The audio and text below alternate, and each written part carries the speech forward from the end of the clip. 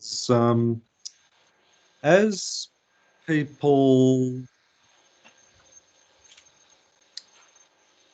have a worldview that they are an individual amongst billions of people, rather than that we're all connected and that we're all one.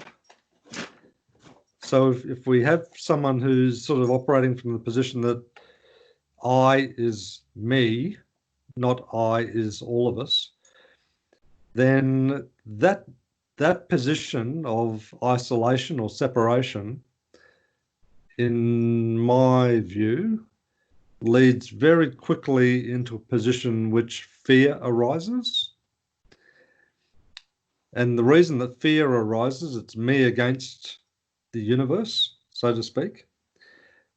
And when fear arises, I think two things happen very quickly on its tail. And these words might be a little bit clumsy, so just bear with me.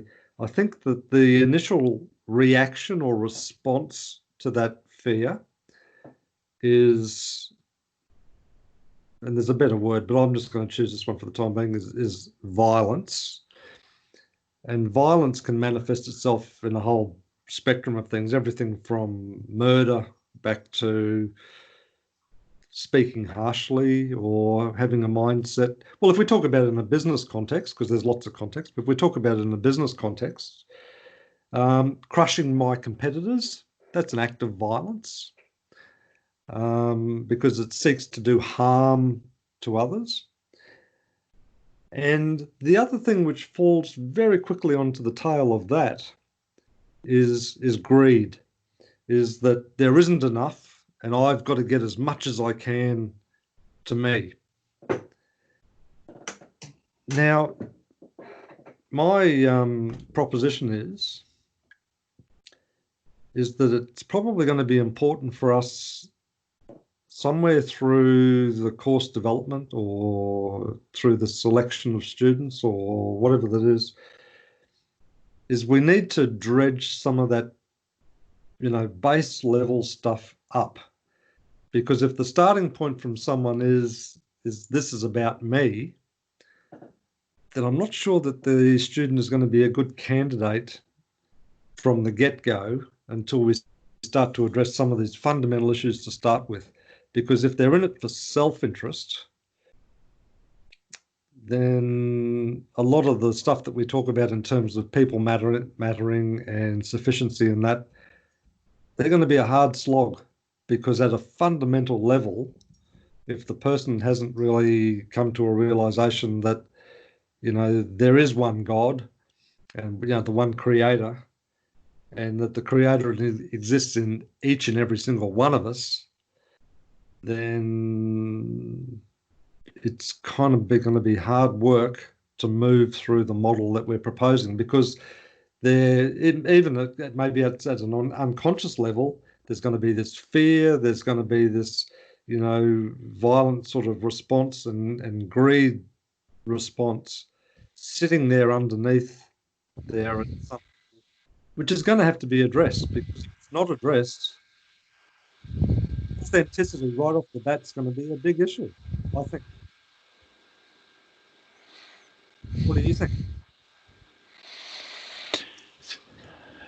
Very interesting, because Sue and I were talking about the exact same subject in bed this morning. You just can't believe it. But there are lots of places I want to respond or come in at. And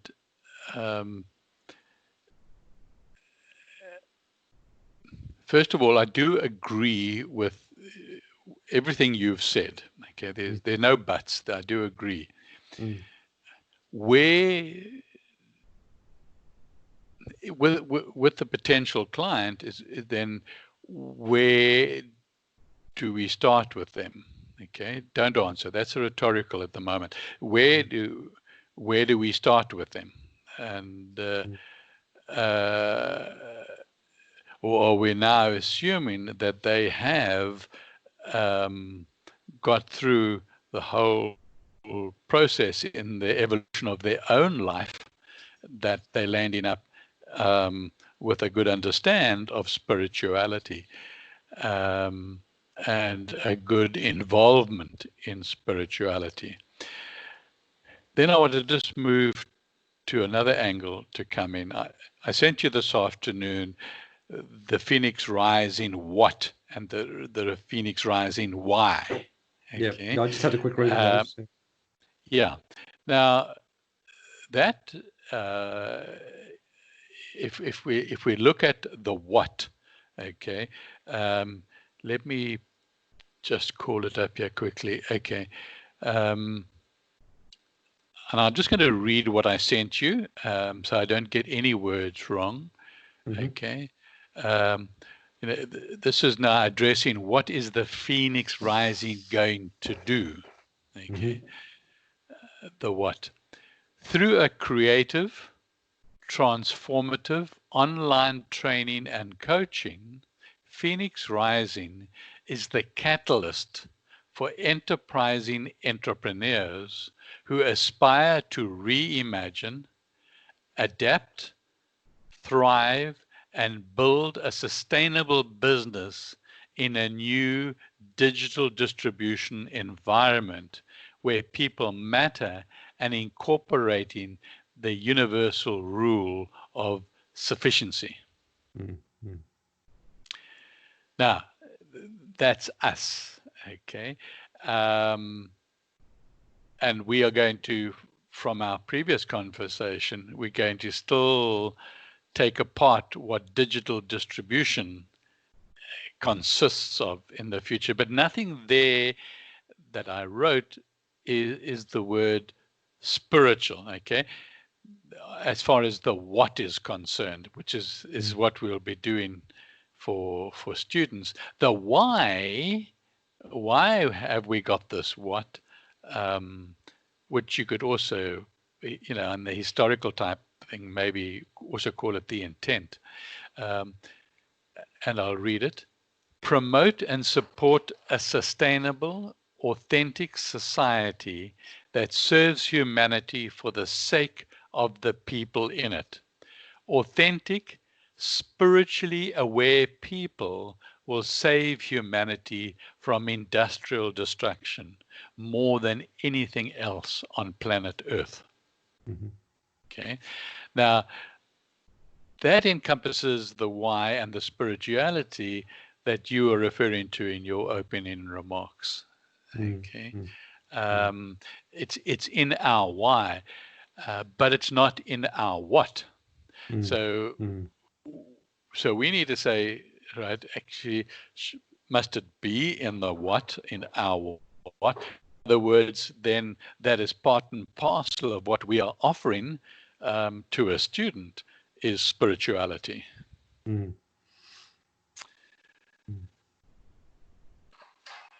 Okay, can I give you to comment on that then? Yeah, no, I think I raised it within the context of a couple of things, because when we develop the course content, and if you look very briefly at what I've put there as the mind map. Yeah, I've got it open. Yeah, part of that first section on the top left-hand corner of what's wrong now. Yes. I think it's an issue that we're going to have to flag to some extent there. Now, the extent that we get into it is going to be one that we're going to have to use a bit of judgment on, because we don't want to be seen to be preaching to people, but at the same time, we need to get people to understand, particularly through the elements of people matter and sufficiency, that when you dig into those issues deep enough, that, these are the sorts of emotional responses that we may have, that the student or the entrepreneur will need to spend some time thinking about, because if the student or the entrepreneur just flatly rejects that proposition outright, and that their real motive, their from an honest perspective, their honest motive is that they want to make $10 million or whatever the number is, then from an authenticity perspective, I don't think digital distribution is going to be for them, because by its very nature, if people matter and sufficiency are the key tenets of that business model, and they are, then not to implement them in an authentic manner means that you can't have a starting position of one that I'm separate from the rest of humanity. You just can't. I agree. I totally agree. We've got to have that section, what you've entitled "What's Wrong Now," which, of course, we're just talking about. If we had to sum it up with one word, is consumerism. Exactly. Yeah. Exactly. Okay. Yeah. So, and I find in my thinking about it that one has to talk about the consumerism and its negative aspects, and then people will automatically, if they do not concur with us, that this is so, this you call the digital industrial, what's going on now, then they automatically eliminate themselves from the process. Okay. But we have to have that as part of the course, sort of this, or pre-course, if you like. Yeah, well, that's right. Yeah, it's almost like a pre-course qualifier or something, isn't it? All the aspects.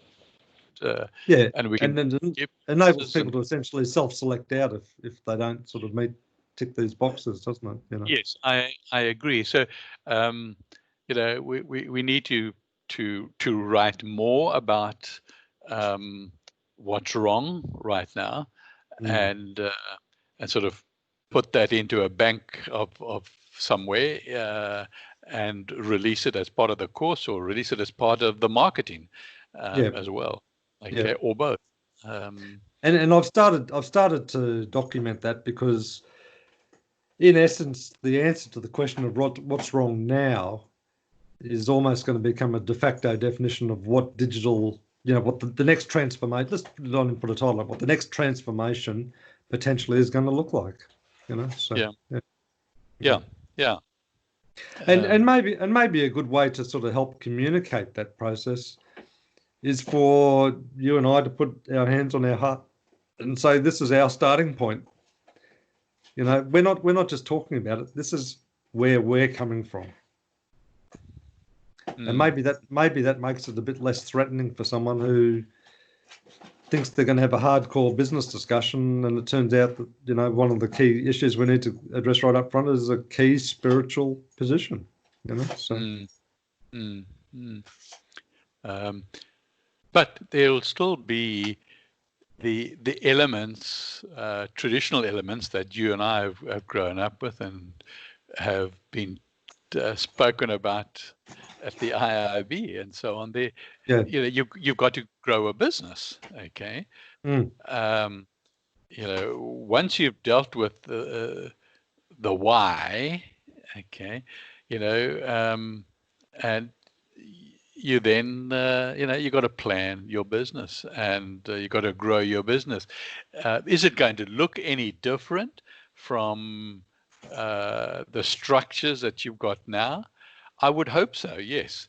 But we haven't really, we've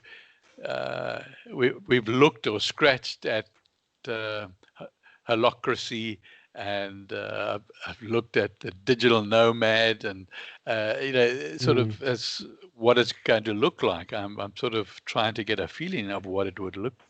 I think an important part there. Sorry, just to cut in, but I think an important part there is we're going to have to start to develop a vocabulary around it, because even words like strategy have their negative roots. Have their roots based in warfare. Yeah. No, I agree. I agree with that. And so the more we talk and think about it and write about it, I think we'll be conscious, you and I, of words, and then we'll just have to sort of contemplate on. Well, what attracts me, like when I read some of your writings and that, I think the more that we talk about this as being a creative process, I think that gets us into the right paddock, because it is a creative process. We're not strategizing on how we can squash our competitors and how we can kill off this one and how we can, chop the legs off that one. It's about, how do we become the best that we can be? And it's not even focusing on what's out there. It's about how can, it's almost like an elite athlete's perspective. They don't worry about the competition. They just worry about, am I going to be the best that I can be on the day, or now or always or whatever. Yes. Because you can't ask yourself anything more of that, can you? Otherwise, you do get into this bloody dark place where it's about sniping and shooting and stabbing and yeah. We got to address that athlete and say, yes, he says to himself he wants to do the best that he's capable of doing, but maybe he's also saying to himself, I want to come first. I want to get the gold trophy. And there's nothing wrong with that. And I think that's an entirely appropriate thing.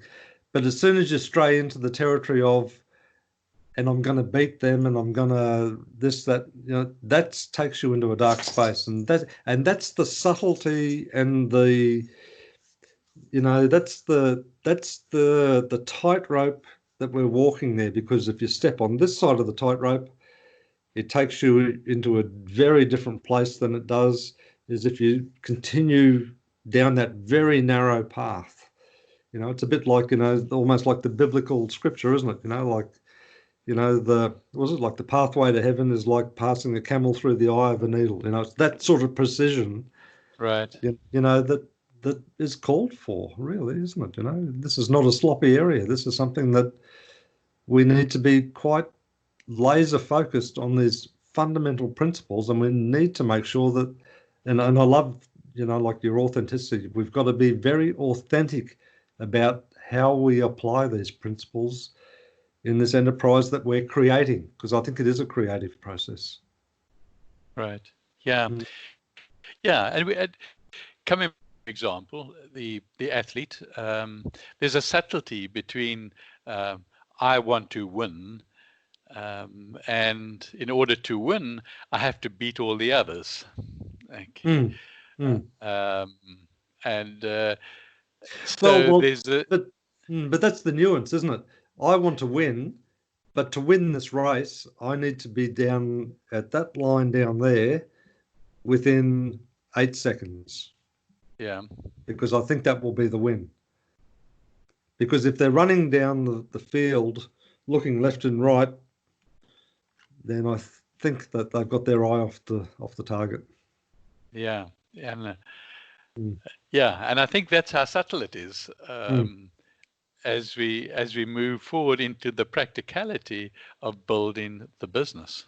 And that's one of those conditioning factors that that we've all unfortunately grown up in. Is you just listen to people, they use the word strategy now when they're talking about how they're going to prepare their meal. It's not a strategic thing at all, but that's how that word's been bastardized. But when you take it back, what's the genesis of that word? Well, it's about bloody warfare, about getting the high ground and doing this and doing that, and so it's a word that I think maybe we should avoid. I really do think that. Okay, changing the subject to the one-liner. The reason that I've sort of focused on that for us, or done one for ourselves, I think the one-liner for clients could be a little bit different to the one-liner that we do for ourselves, because the one-liner in growing an enterprise could be, not necessarily, could be just an aspect of your business, okay? And not the whole business.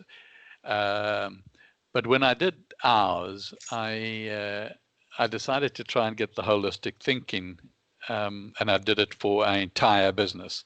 And so that's why I came up with the one line, what I call, I haven't seen anybody else on the internet call it business compacting one-liner.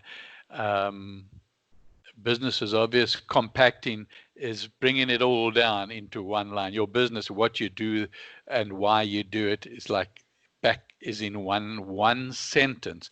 So by putting that sentence out there into the marketplace, people get immediate feel of what your business is all about. That's why I had three options, and it's the wording. Can I read those three options to you? They all, in my opinion, saying, okay, they're saying the same thing, but in different ways. Okay. And I don't particularly have a favorite of the three. Okay, I'll go through all three slowly, and I've got them on the screen in front of me, so it's a good. Oh, have you? All right, that's fine. Let me read them then, not slowly. The catalyst training, coaching, and developing people's sufficiency enterprise.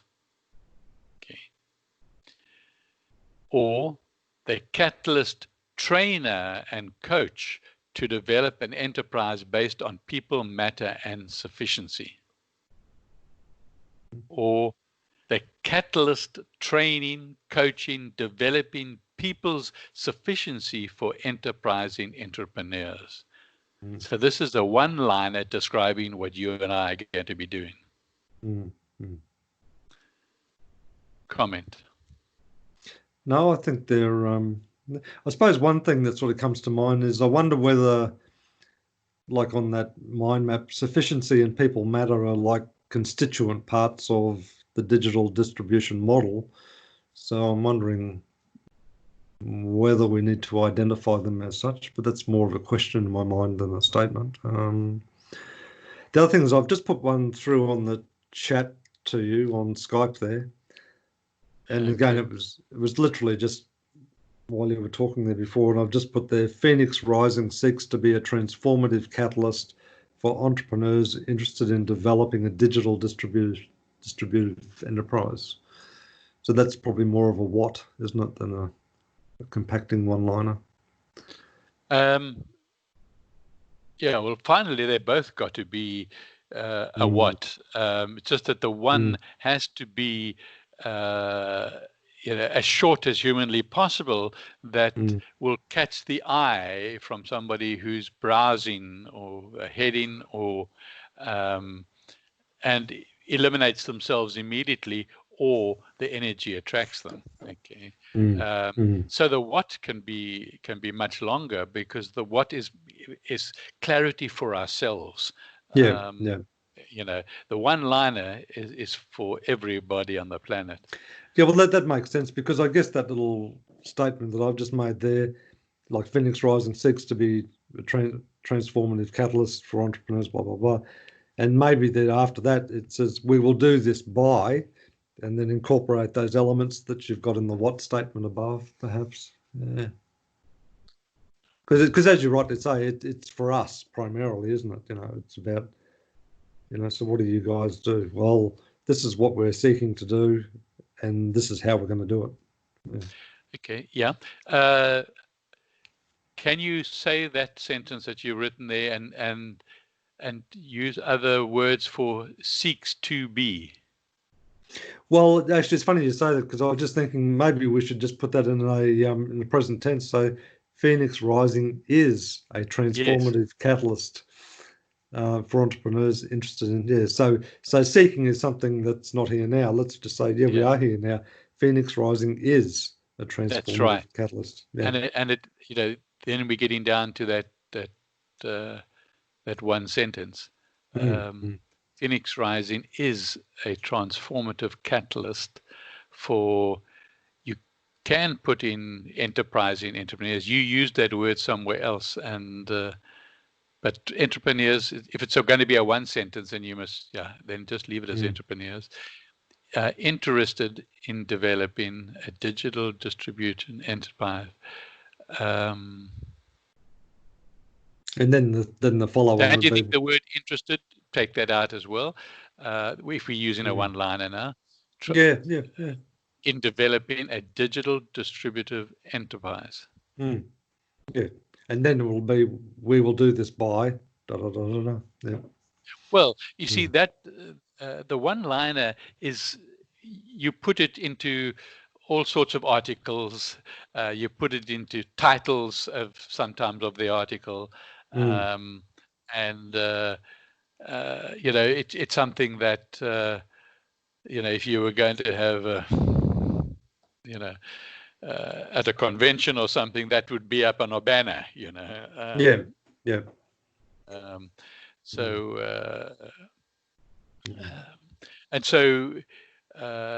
okay, so I like that. Let's just go back to the other. Okay, so okay, I'm just looking at mine again. So yeah, so you're not talking about training and coaching. Well, I was thinking about that because, I mean, that's one of the things that we will do, training and coaching, but we'll also be a catalyst by blogging and videos and articles and true. Yeah. Speaking at conventions and the United Nations and all sorts of places. I can see you up there, Yeah, I can. the white Kofi Annan, so. Yeah. Okay. Shall we take this as with the corrections or with the changes, and use that as our one-liner? I think so, and I mean, it's one of those things that we can continue to polish and refine. But I think the short answer to that is yes. Yeah, I'm happy with that. Phoenix is. I'm just copying it onto my page that I've got open here. Phoenix Rising, not 6, is a transformative catalyst for entrepreneurs in developing a digital distributive enterprise. Yep. Yeah. Okay. Great. Well done. Hey? Well, good. Yeah. No, that's super. Okay.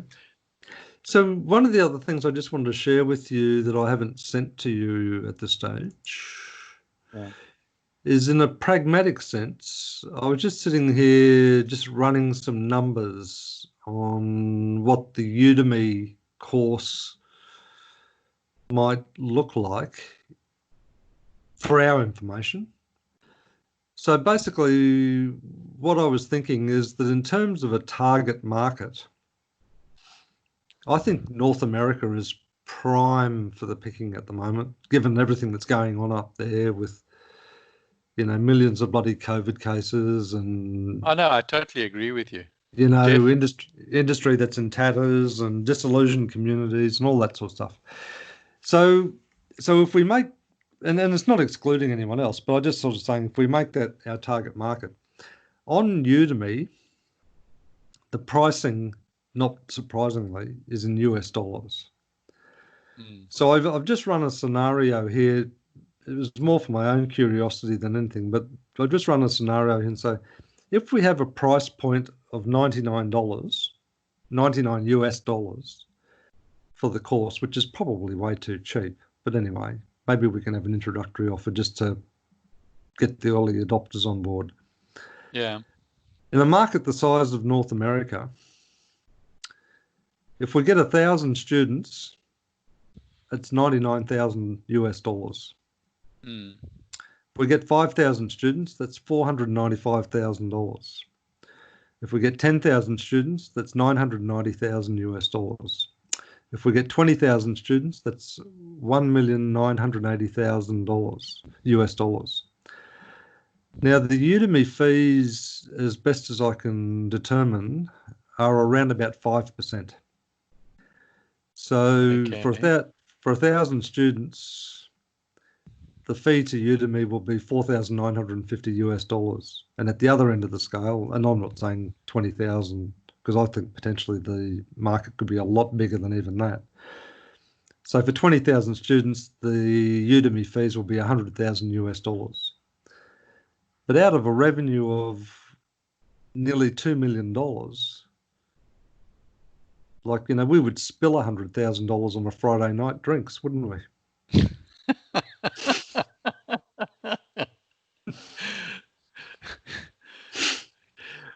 I don't know anything about Udemy. It's obviously a training platform. Yeah, well, basically, it's a website, and I should take a step back on that. It's a website which has online fee-for-service courses.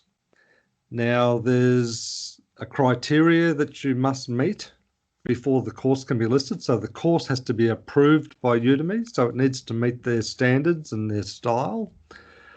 And they have to approve it before they'll list it. But part of the deal is that when they list it, they will market the course and they'll put, keywords around it and that sort of thing.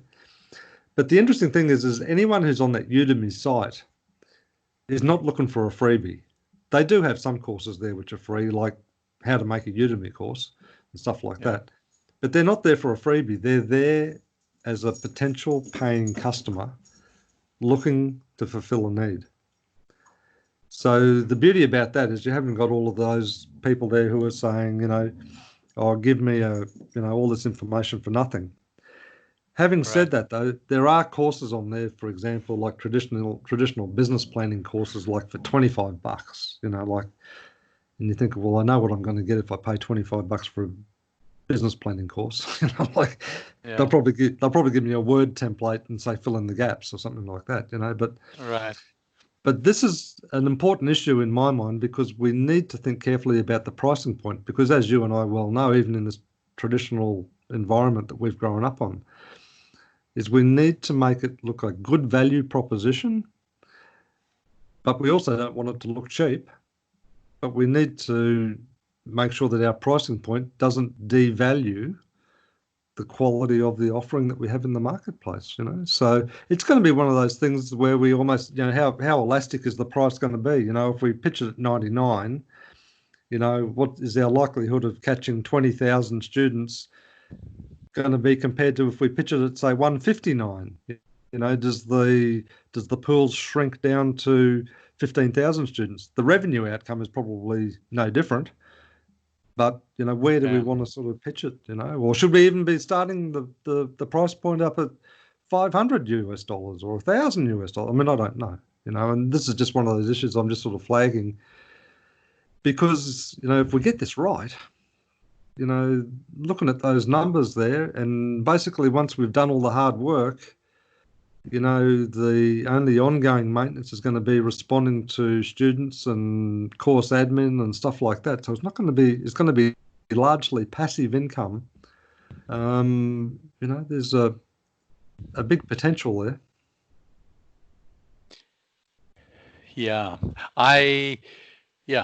I mean, before this conversation started, I was thinking $100, okay, and I never liked the 199, type thing. It's just always just aggravating. Definitely not below $100 would be, but I don't know on Udemy, let's say they were doing a really, I don't know, a degree course, okay, in English or something like that. Mm. What would the university charge them if they were doing it online? Well, in Australia at the moment, it'd be like $5,000 or something, wouldn't it? Or more. I have no 25,000. idea. I haven't. You've been thinking about it. I haven't even given the slightest thought about it.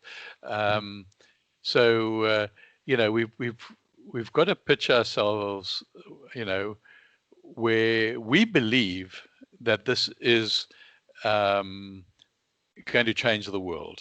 Okay. Yeah. And I raise it also within the context of that, within the context of sustainable prosperity, and me checking my own authenticity, is when I look at those. So one part of me looks at it and says, 20,000 students, is that going to make a difference to the world that we seek to change? And I suppose if we say, well, there's 20,000 catalysts out there, then the answer to that might be yes. But as soon as I look at the revenue numbers, I'm thinking to myself, well, how are we going to use that to achieve our goals, which we haven't written down yet, in terms of the role that, you and I want to play, in this dimension on this earth at the moment, so, because I'm not going to fall into the trap right now of saying, oh, geez, $2 million. No, there's one for you, one for me. Let's go and buy ourselves a Ferrari and, I'll meet you in Adelaide.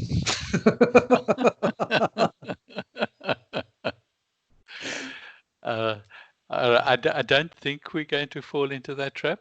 And the one thing that you and I have never spoken about, and that is, just as a starter, what are your financial needs and what are my financial needs? In other words, what is sufficiency for ourselves? Okay.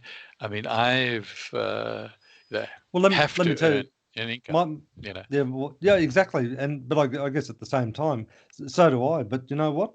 At the moment, I could live off and pay my bills and commitments and feel comfortable on probably 50,000 Australian dollars a year.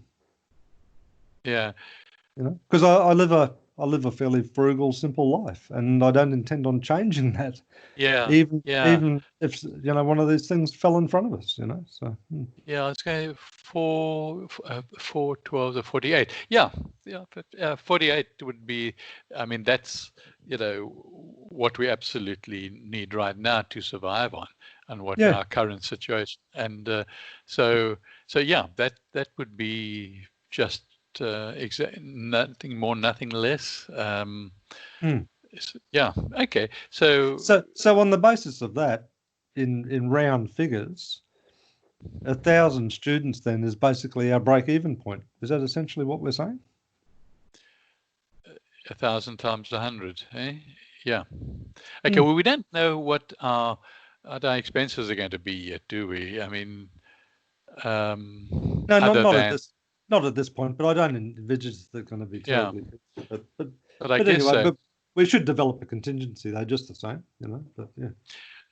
And yeah, so 1,000 students would give us that, and over a year. So we don't know how long each student is going to stay. So in other words, we don't know how many students we're going to be dealing with at any given one time, and whether we have the capacity to deal with more than a certain number at any one time. Yeah, and that's why when we get into the course design, I think we need to try and make the initial course, like if it's 20 modules, those initial 20 modules should be pretty much structured. And this is where we'll need to get Sue's advice, I think. Hopefully they're structured in such a way that the student can perform, go through those 20 modules at their own pace, with their own checkpoints, that we develop along the way and so on, with not a lot of intervention from either you and I. But in terms of when they get towards the end of the course, I think there is going to have to be a bit of a coaching support element that will either need to apply at the tail end of the course or even post-course. And maybe that might be like a subscription type service that they sign up to. because I think one of the other things I was thinking too is that when this takes off, no doubt your and my role will evolve from being the training deliverer, supporter, administrator, where we will hopefully have other trainers and that trained and licensed or whatever we're going to do. And your and my role still becomes this sort of overviews, and I'm not going to use the word strategy, but we're going to be like the creative directors of this model as it continues to evolve. Yeah, I think just the word creative coaches or creative trainers or something that need to continue. I think this is would be definitely a live, evolving enterprise, ours, Phoenix Rising. Okay. Because we also want to use it as a proving ground. We want to I do anyway, I want to put my hand on my heart and say, here I am as a real live test tube example of how this model operates in 2021. Well, that was what I was saying to you on that video when I recorded in bed. And definitely, there's no doubt about it. So and that's why I'm raising some of these issues now, because there's some of these sort of probably fall into the category of ethical issues that we need to have our head around, because if we put this course up there and it just catches fire like a wildfire, then I don't want us to be caught flat-footed. I want us to have even thought some of these issues through beforehand. And if we find ourselves with $2 million all of a sudden or more sitting in our bank account or into that other banking arrangement, then I want us to be on the same page about, okay, well, how are we going to use this to advance the betterment of humanity? Because that's going to be how I'm going to come at it. For sure. So. And if they're the sort of problems that you and I are going to have to walk up to and face, then they're the sort of problems I'd quite happily address. Yeah. Because being authentic is a lot more than just saying, oh, well, yes, this is what I believe, but as the circumstances change, actually, I've changed my mind on that now. Yeah. I'm putting my order in for my bright blue Ferrari.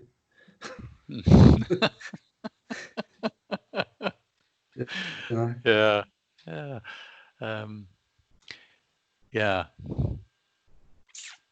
And I'm not saying that in an egotistical sense. I'm just sort of saying, hey, from an authenticity perspective, I need to be clear on these issues in my own mind, because if I think I'm going to trip over these issues, then I'm not going to put myself in a position where I'm going to trip over, because, as you and I know we're on the same page, the importance of spiritual transformation is our number one life priority. And if $2 million US dollars falls into our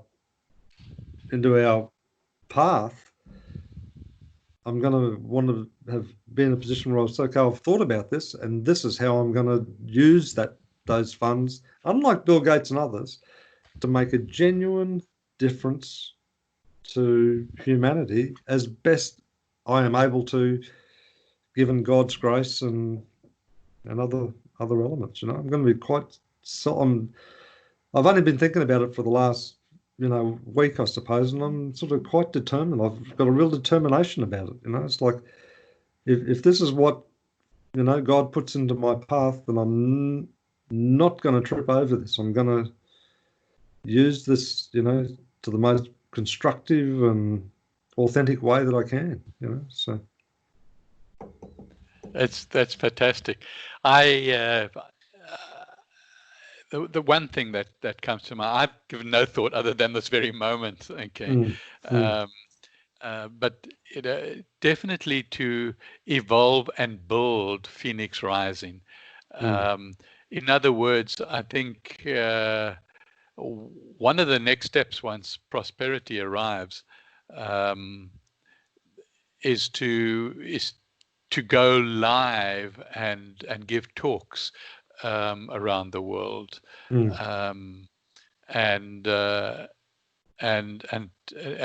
make that personal impact. And while we're still waiting for that time, I'm a strong believer on the voice and the eye contact. So we got to do a lot of videos. Okay. So in effect, what I'm hearing you say is part of venturing down this path is we need to make sure that we're doing the work at our own personal level to ensure that if this shows up, and I can't see any reason why it won't, and maybe even beyond our imagination, that we're in a position to respond in a positive, direct, swift way, which keeps us absolutely on track.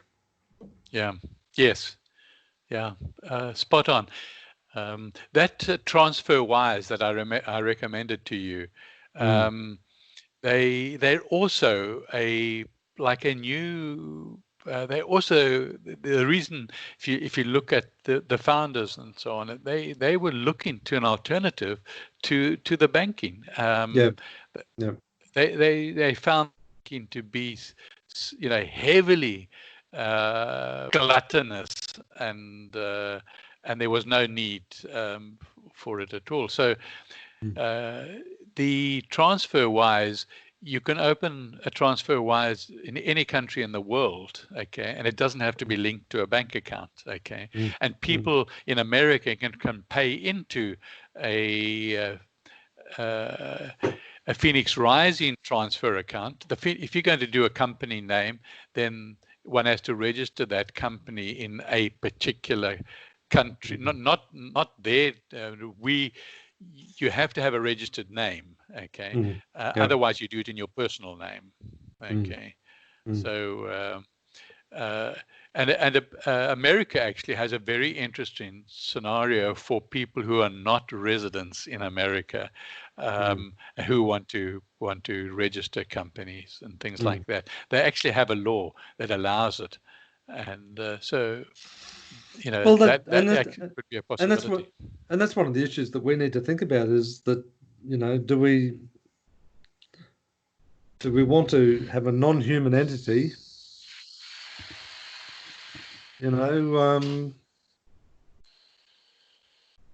because it's one of our criticisms of the system. As soon as you create a chartered corporation, you've created this artificial non-human entity, haven't you?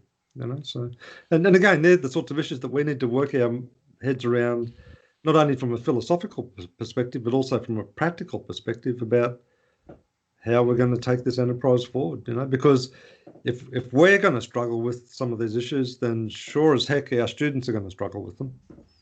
And if we can't provide some guidance on it, then that's poor form on our part, because we're the ones who need to be thinking these issues through.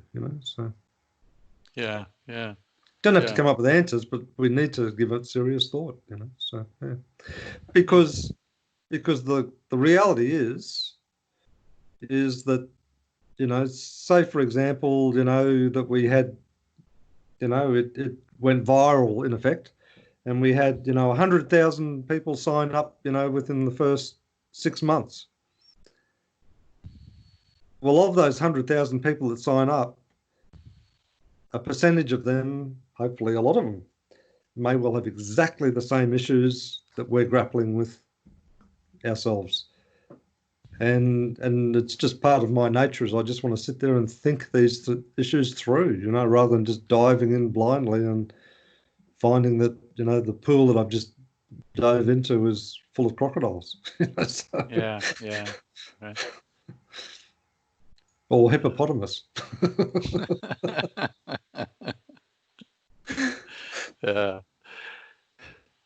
Okay, and I only raise those.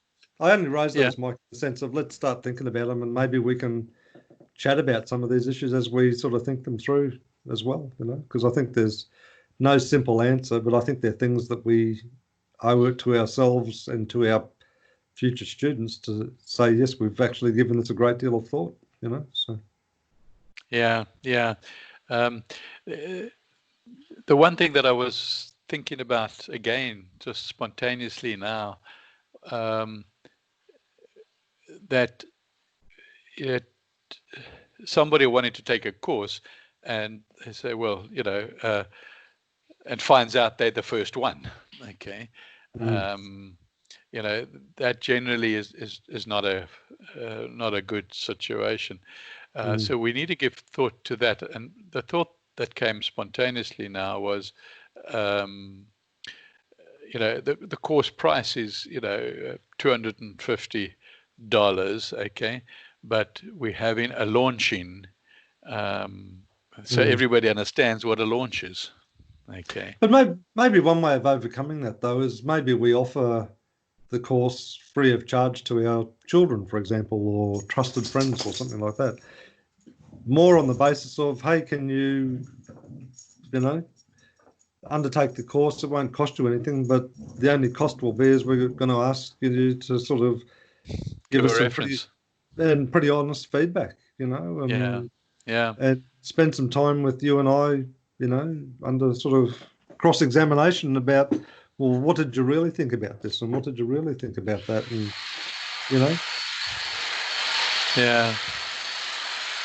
just tell us. So. Okay. Sue's come up the passage, starting to vacuum. Okay. So, is it a? Just lost you. You there? Sorry? Yeah, I just lost you for a moment. Yeah. Oh, okay. How are you finding Trello? I see you started to work with it. Yeah, I've started to put a few things on there. I've got to spend a bit more time on it, but I'll do that probably tomorrow morning, or sometime tomorrow. I'll spend a bit more time and get some more stuff up there, and I'll start to put some of these documents up there as well. I think you can load documents up there, can't you? I'm not sure. I've done nothing other than open one, and Yeah. So I know I've got a tutorial, so I want to use the tutorial to. I just found it on YouTube, I think it was. Okay, but I'll have a good look at that tomorrow. But anyway, we need, and if we can load up documents, then that'll be a good storage place for us to have access to it. Yeah.